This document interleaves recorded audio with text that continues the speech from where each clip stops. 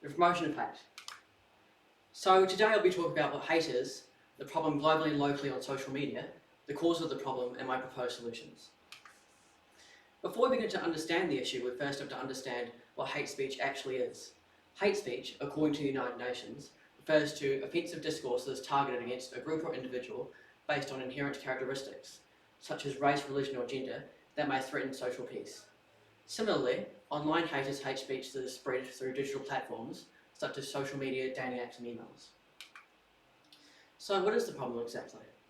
Well, between January and March 2021, automatic detectors removed 85,247 videos on YouTube, 25.2 million pieces of content on Facebook, 6.3 million pieces of content on Instagram, and 1.6 million pieces of content on Twitter.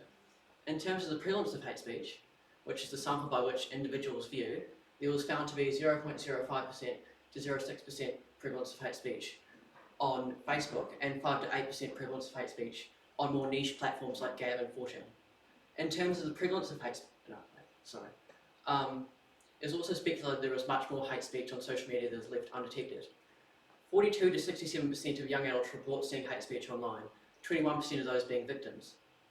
A study of 1,614 documents between 1992 and 2019 found an exponential increase in the amount of publications on online hate from 2010 onwards. It was also found that the individual topics associated were much more connected, which shows that the relevance and complexity of the topic is on the rise. Another problem is that many countries that are committed to free speech, such as the USA, are hesitant to outlaw hate speech because of fears it will censor ideas and lead the way for oppressive regimes. But in places like Europe, it is recommended to prohibit certain forms of speech and opinions. This means we cannot directly impose censorship policies because more people will be affected by the policy than those that are affected by hate speech. People that indulge in hate speech are backed up by free speech. But why do people hate in the first place? Well, Joseph B. Walter argues that perpetrators wish to seek social approval by garnering psychological reward from like-minded individuals, which strengthens their well-being and deepens their prejudice. A study conducted in Toronto found that 33.7% of students indicated they bullied others because it made them feel funny, powerful, and popular. There was also widespread diffusion of certain ideas on social media as a result of the existence of fake accounts. 11 Facebook pages claiming to be Muslim representatives living in Denmark and planning to overthrow the Danish government were actually false. This spreads racist discourse by abusing the socio-technical aspects of social media, which Johan Fracas terms platform antagonism, indoctrinating people into distrusting Muslim minorities. Lastly, the fact that you can remain anonymous online means that perpetrators can release deep-rooted insecurities without fear of consequence. In New Zealand, NetSafe, a non-profit organisation, concluded that 13.7% of New Zealanders had personally experienced online hate. 28% had been exposed to online hate, and 7% had purposefully visited at least one site that promotes hate speech. In 2019, more than half disagree that people should be entitled to say whatever they want online. This hate is mainly targeted towards Maori minorities and often spills over to offline hate crimes. For example, there was graphic promotion of hate speech at Destiny Church by Brian Tamaki with the slogan "Time to Kill," focused against Ramo community rights and was spread through online Facebook pages. So how do we solve this problem? Well, I propose the requirement of a license in order to use social media.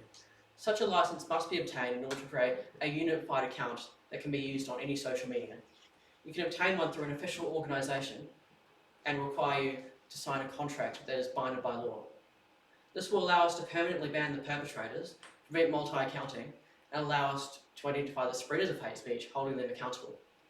This can also be used to solve Page's issue of hate speech on publications as an alternative to legal organisation, requiring less time and energy while still involving the government.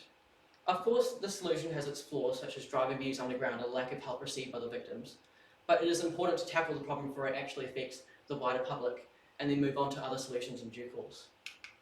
Speaking of which, digital-based signatures can be used in unison in order to amplify the effectiveness of such a license. These signatures will be unique for every user and will be linked to the license used.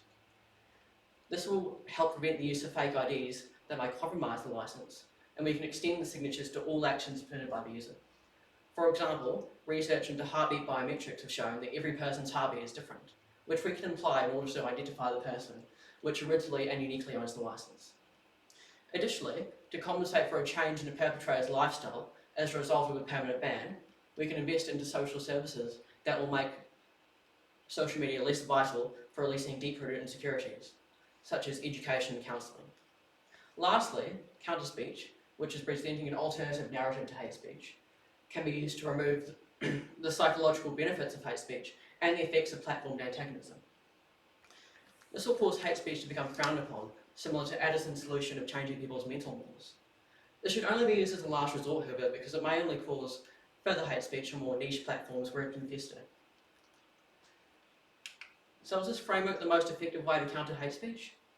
My other team members are looking at a legal organisation and forms of education, which may prove to be more direct solutions. Well, the majority of hate speech exists today due to the spread of its prevalence online. If we can lessen accessibility to hate speech on social media, we can remove the most widespread form of hate that not only affects the online landscape, but the offline landscape too, as shown in New Zealand. Thanks for listening.